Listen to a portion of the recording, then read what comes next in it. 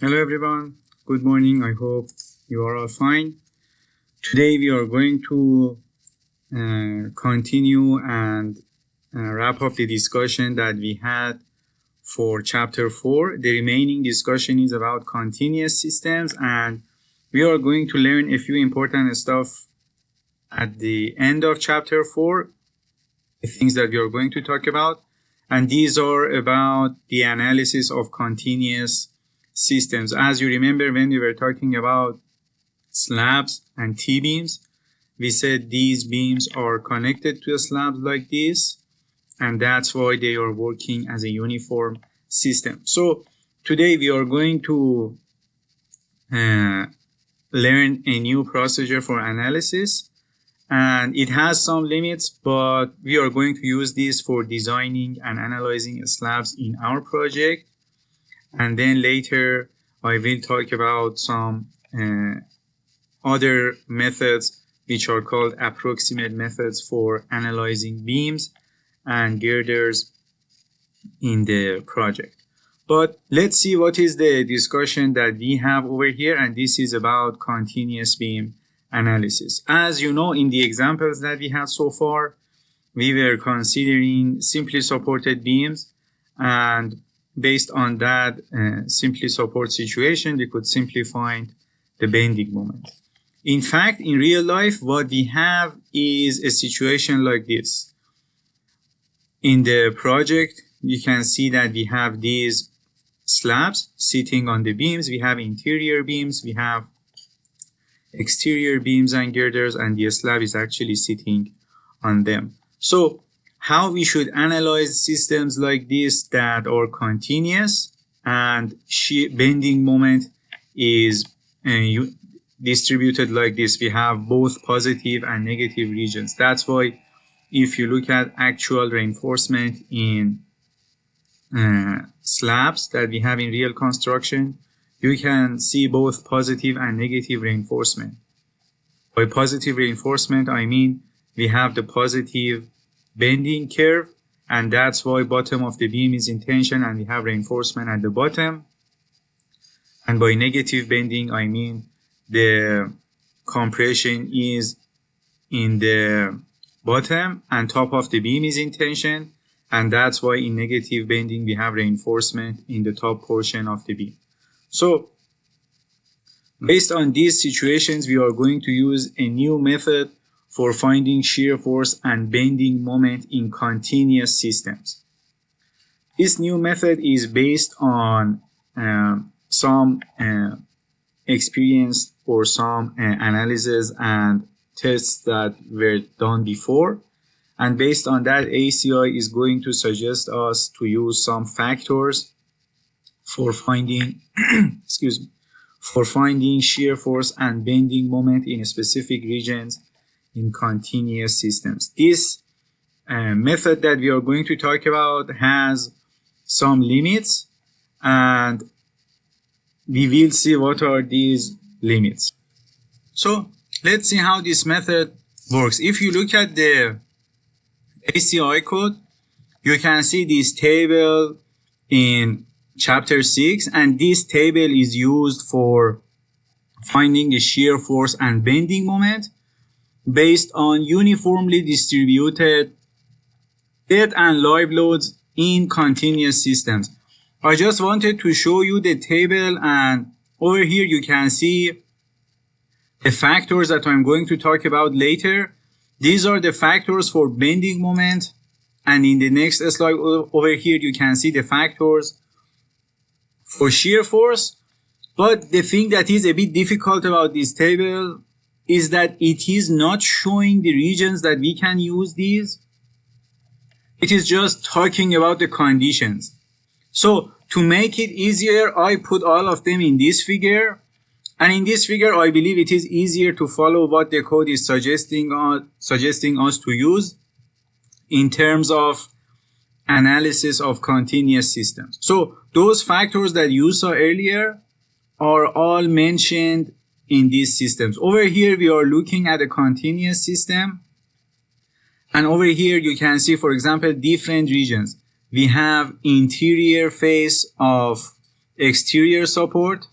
We have exterior first of the first interior support, and then we have other faces. So based on these names or based on these specific regions, we are going to use certain factors for finding the bending moment and shear force in these regions. Like for example, let's say I have a slab like this, or I have a beam, it doesn't matter. We are looking at a continuous system, and I'm looking for bending moment at the middle of end span.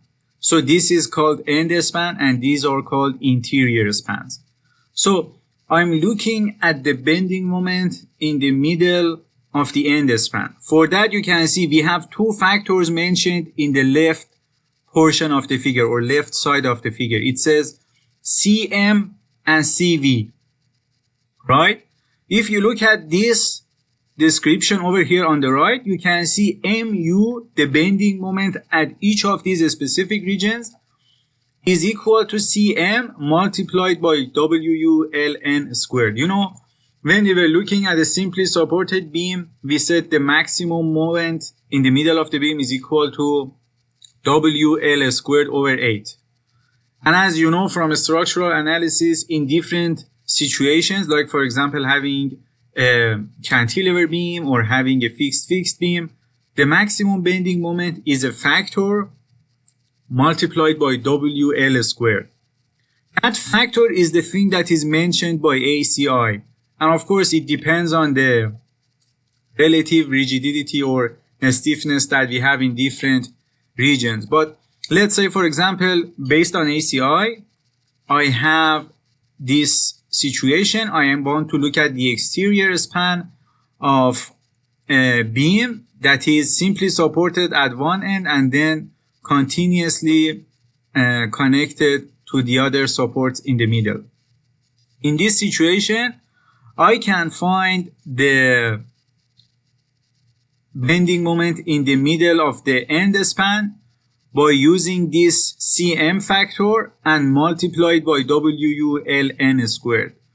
The CM factor is mentioned in the first line. So you can see over here, I have a simply supported at left end, so it is 0. You know, for simply supported situation, it is just a pin. We have vertical and horizontal force, but there is no bending moment. So CM is equal to 0. In the middle of the beam, CM is equal to 1 over 11. So if I multiply 1 over 11 by WULN squared, I can find the bending moment over here. Note that this WU is just 1.2 dead plus 1.6 live. That is the tricky point about this method. In the actual projects, we are not limited to only dead and live loads. You know, for example, in some regions, we have a snow load, we have lateral load, which is the very important load. And based on that, we cannot use this method. This is just limited to dead and live loads. That's why we are just going to use this for slabs, just to see how we can use this method for our situations. But the very important limit that we have in this method is the fact that it is just dead and live load, and also it is for distributed load. I mean, the whole load should be uniformly distributed. As you remember from the girders that we have in the project, we had point loads, the reaction of the beams. And in that situation, we cannot use this method. So this method is just limited to dead and live loads based on this load combination. And also it can be only used when these loads are uniformly distributed. That's why I'm gonna ask you to use this method for only designing your slabs. But as I mentioned, we have to look at the situation. For example, in our case, in the project, we have this situation.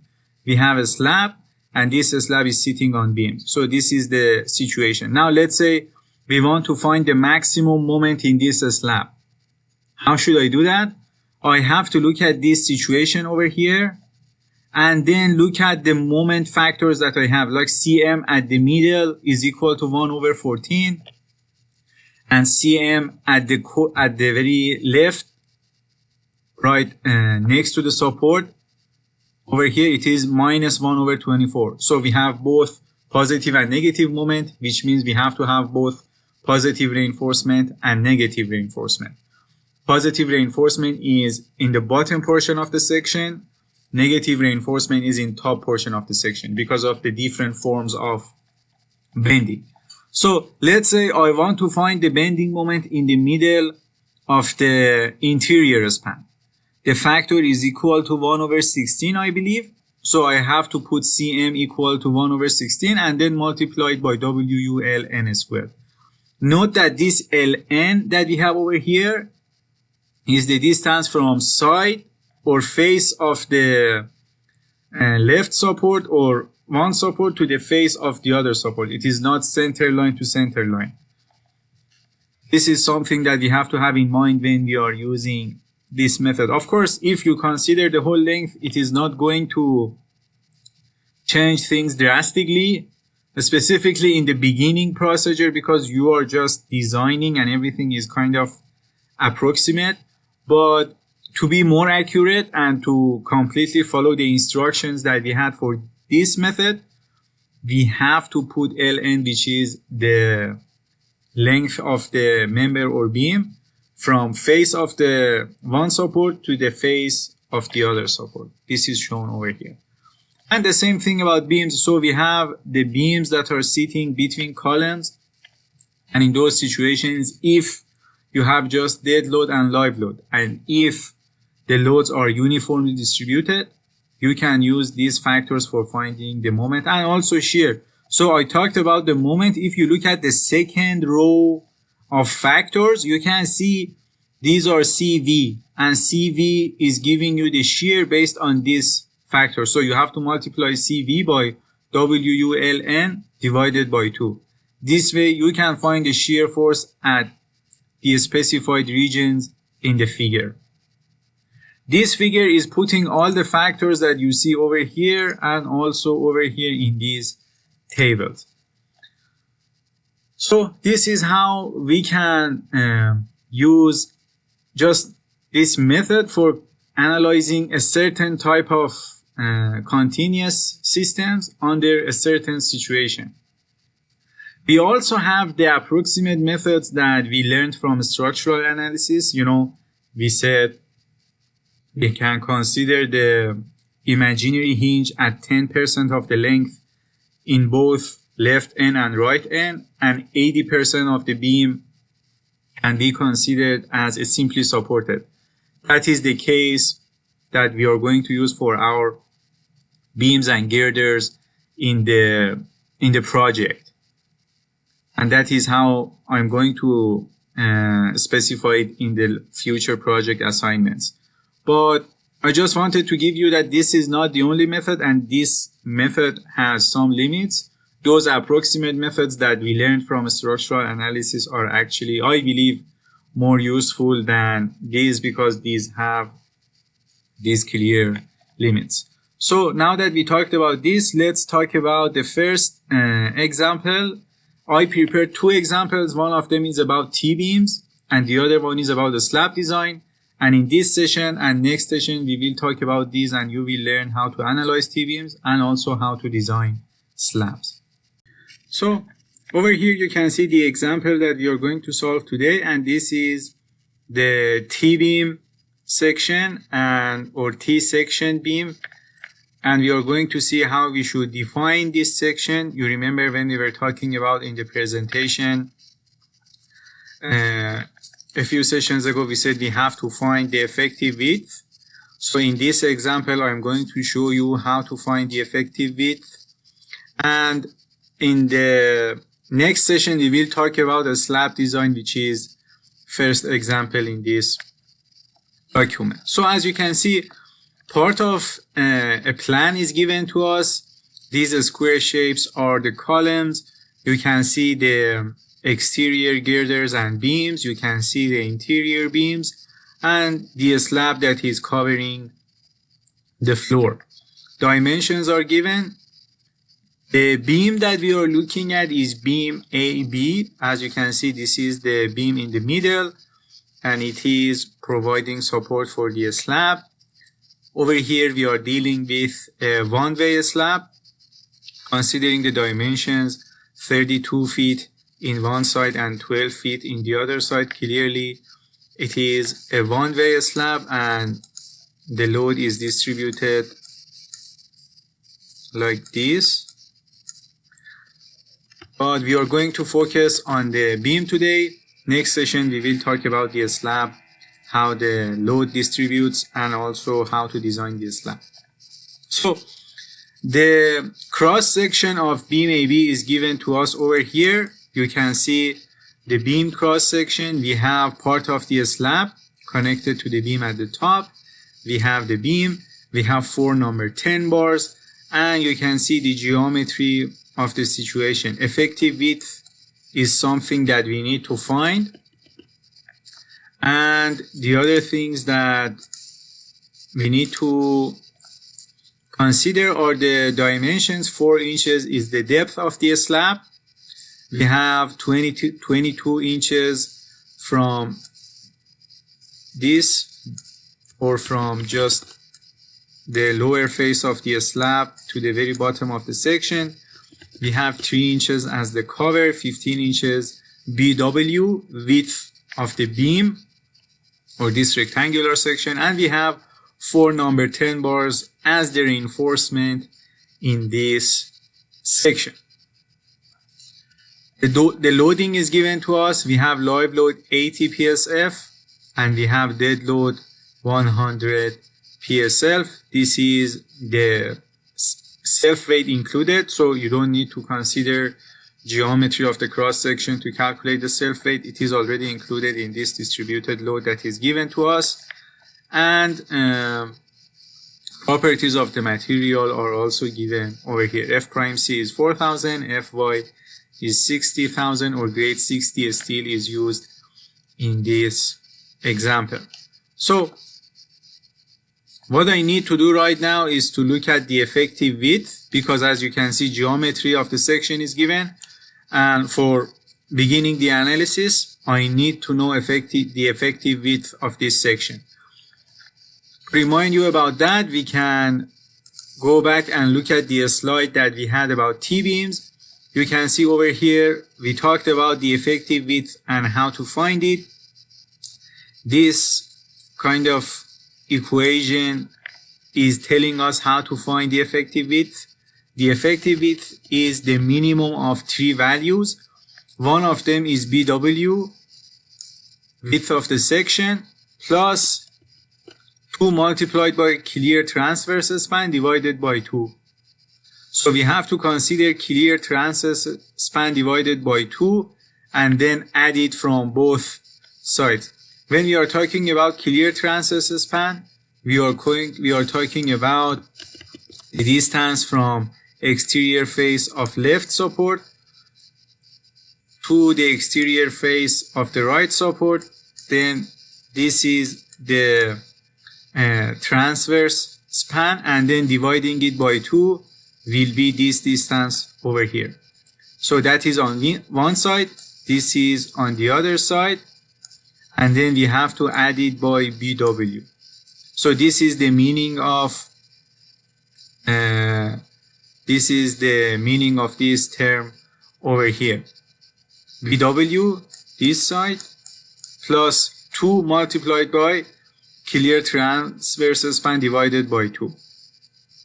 On one side it is this span, so it is clear, or we can say this is the left span and this is the clear transverse span divided by 2, and on the right side this is the term. So adding them together will be the first situation in this kind of equation or condition for finding the effective width. The second term is BW. This is the BW plus 2 multiplied by 8 HF. 2 is just a factor, 8 is just a factor, and HF is height of the flange, or basically depth of the slab. This is called HF.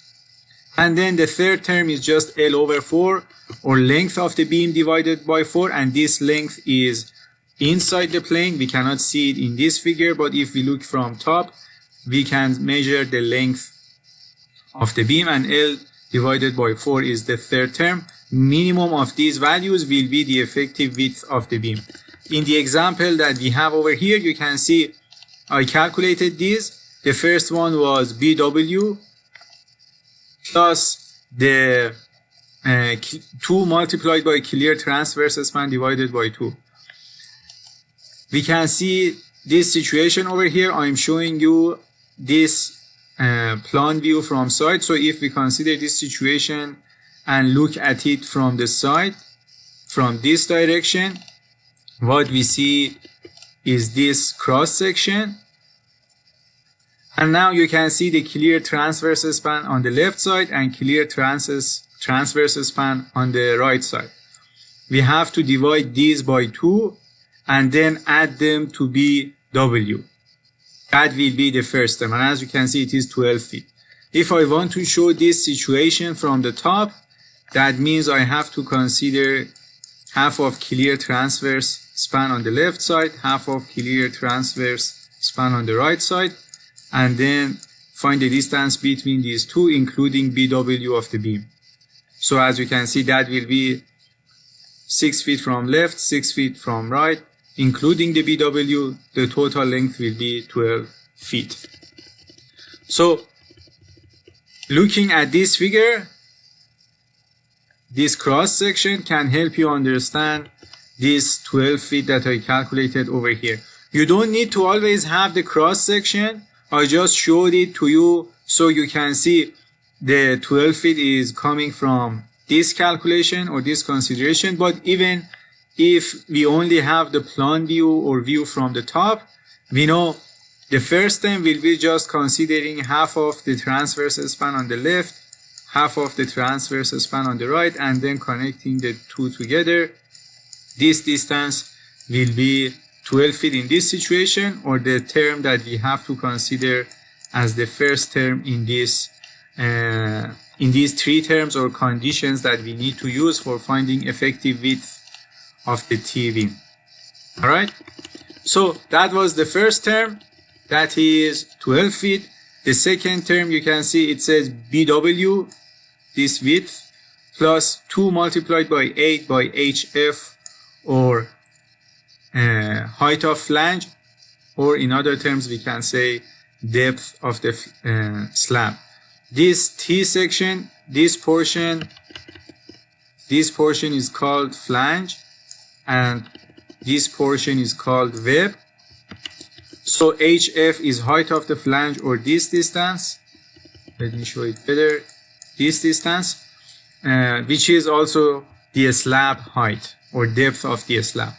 So that distance is equal to 15 BW plus 2 by 8 by height of the flange or depth of the slab, which is 4 inches. So 15 plus 2 multiplied by 8 by 4, that is 79 inches. And then we have the third term, which is this term over here, and I can show it to you through the presentation file. So as you can see, it was L over 4 as ACI is suggesting us. So that is L over 4, and that L over 4 is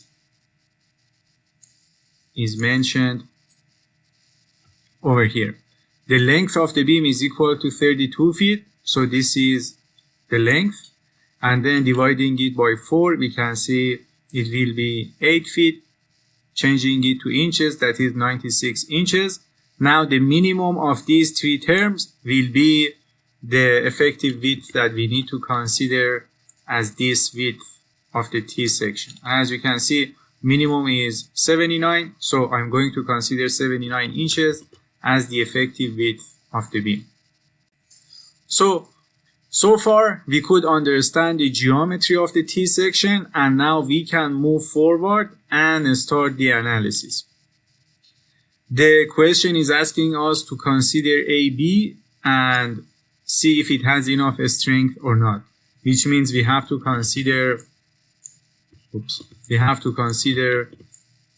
phi mn and then compare it versus mu, or we have to find the reduced flexural strength and compare it versus the ultimate bending moment that is applied to this beam. So This is the beam that we are talking about. We could define the geometry. Now I can simply find the ultimate loading on the beam and then find the strength of the section and compare the values. After this, the procedures that we are going to talk about right now are very similar to what we did before, and we have to just find the same steps that we used before for finding the ultimate loading and also the strength of the section. We have dead load as given over here. You can see the dead load is given as 100 psf and live load is given as 80 psf. So I have to consider the tributary area for this beam, and then based on that find the amount of load that is going through the slab to the beam. Tributary area of beam AB is shown over here. Half of the span on left and half of the span on the right side. This will be the tributary area for beam AB, and then based on that we can find the amount of load that we have on beam AB. So to just make sure I'm showing it correctly, this is the left side and this is the boundary for the right side, and then this is the tributary area for beam AB, right? So width of it is 6 plus 6, 12 inches. That's why I have 100 psf, the dead load multiplied by 12 feet with tributary width, and then just dividing it by 1000 to change it to kip. Now the distributed load on the beam will be 1.2 kip foot. This way we can have beam AB like this, and we can say the tributary load is applied like this, right? So this is 1.2 kip per foot, and this is just dead load. So we have to calculate also live load and then combine them based on gravity load combination. So we calculated the dead load. Now the live load was given to us as 80 psf, tributary width is 12 feet, and then changing it to kip, you can see it is 0.96, approximately 1. And now I'm going to use the load combinations that we had for gravity loads. And just considering the dead and live load, we can say one of them is 1.4 dead. As you remember from the ACI, the first two load combinations, one of them was 1.4 dead, the other one 1.2 dead, and 1.6 live. So these are the load combinations that we need to consider for finding the ultimate loading on the beam. The dead load, the distributed dead load was 1.2 kip per foot.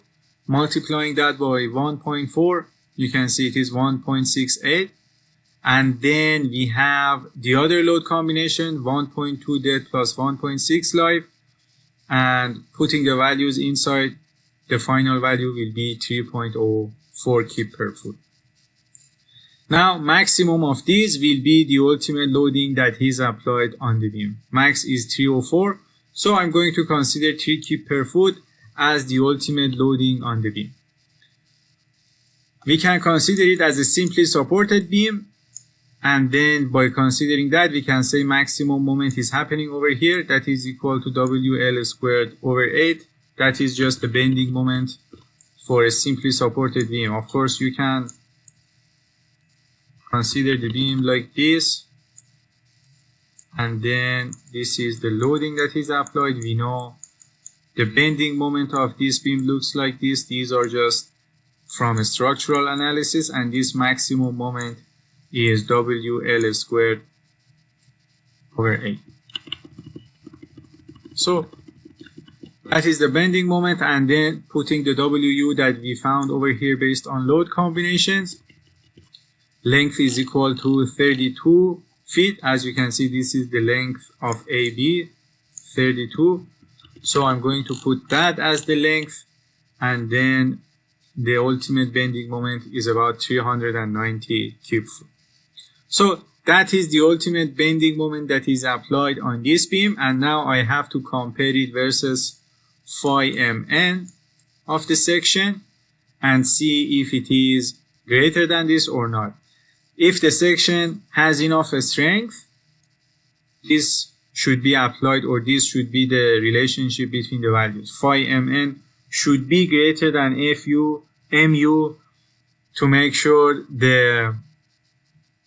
we have enough strength.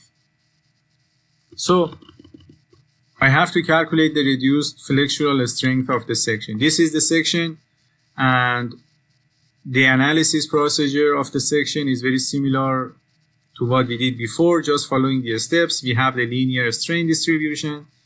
We are at the ultimate strength. This steel over here at the bottom has yielded. So we are going to assume a stress over here is equal to Fy, and that is why this tension force is equal to As multiplied by Fy. This is over here. We have 4 number 10 bars. Looking at the table that we had in the very first presentation, area of each number 4 bar is equal to 1.27, and then Fy is 60,000 psi. Multiplying them together, 304,800 pounds is the amount of tension force that we have over here at the bottom, about 305 kips.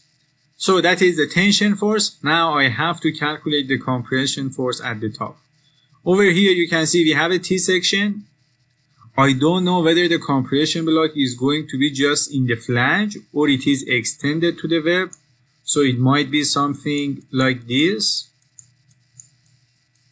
or it might be something just having a compression block in the flange. So in the second situation, it might look like this, just compression block inside the flange, and this will be our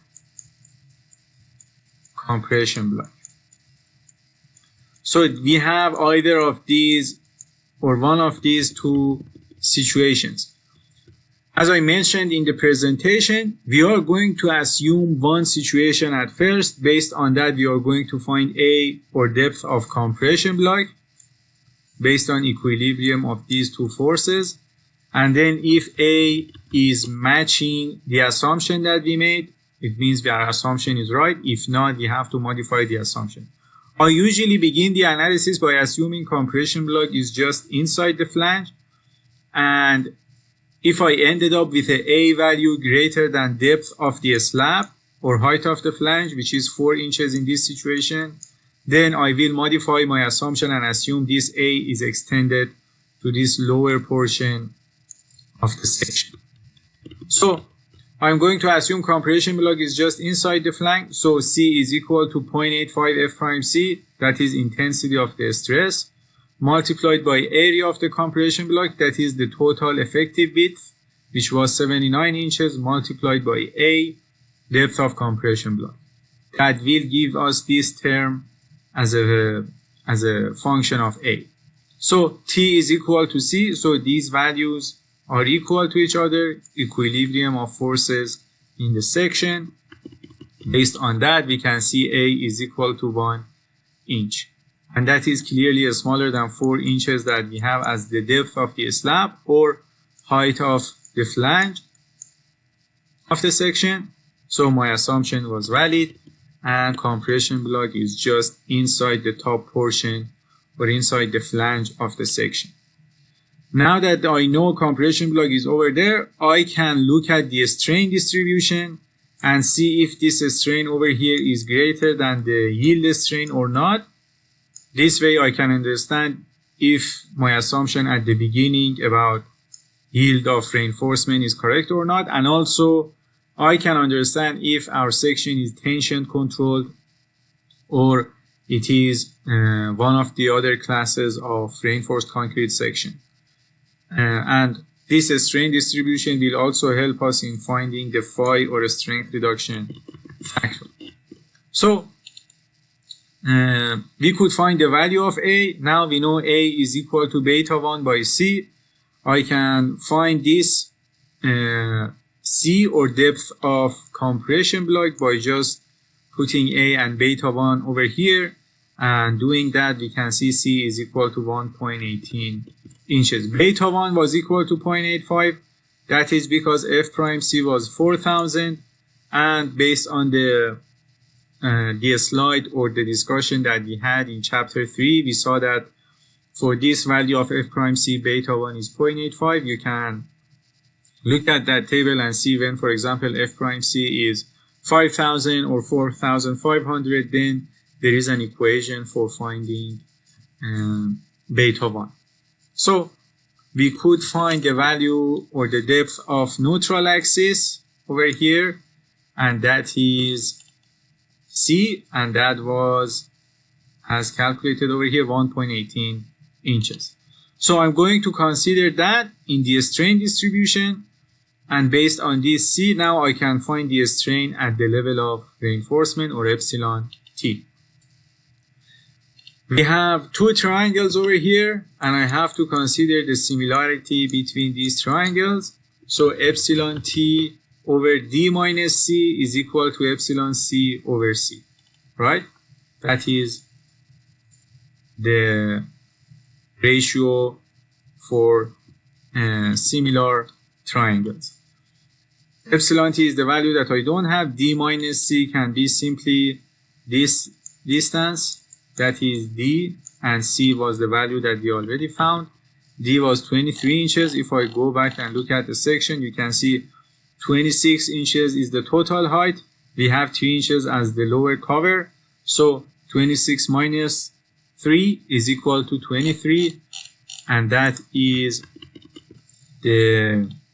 this D that we have over here. So 23 minus C, which is 1.18, divided by C, will give us epsilon T, or the strain at the level of reinforcement. And that is equal to 0.05. We know that it is much greater than the yield. When we are talking about the yield strain, it is about 0.002 for regular steel. So it is definitely greater than that. Reinforcement has yielded. And of course, it is even greater than this plus 0.003, the limit for tension control sections. And that's why we can say section is tension controlled, and phi is equal to 0.9. Now that I know the value of phi, I can simply put it in this equation. Phi mn will be phi multiplied by T multiplied by D minus A over 2. I'm basically calculating the moment because of this tension force about the compression force. And if I do that, we can see the values are as shown over here. So D minus A over 2 is 23 minus 1 divided by 2, and then tension force was already calculated over here. Phi is equal to 0.9. Putting everything in the equation, you can see the value that we get out of this equation is in pound and inch. Changing it to keep foot is 515. Compare it with the MU, which was 390. We can see that we have enough strength for carrying that load. The other thing that I calculated was just checking the minimum reinforcement. It is not asking the question, but I just wanted to show you how we should use this equation for T sections. And the only thing that you need to be careful about is this term over here, BW.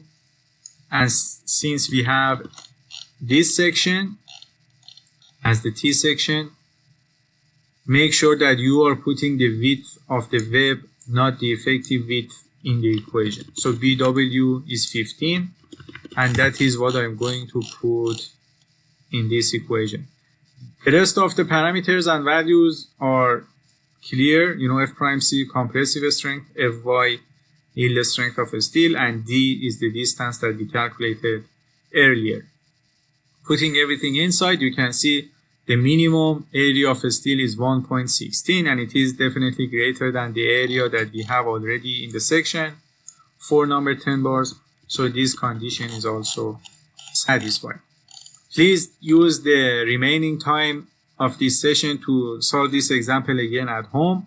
And if you have any question, just send me an email and we can discuss it through email or WebEx. And next session, we will talk about the slab design. And we will also have one example that I'm going to solve in recitation hour for double reinforced sections, and we will see how we can analyze those sections. Thank you.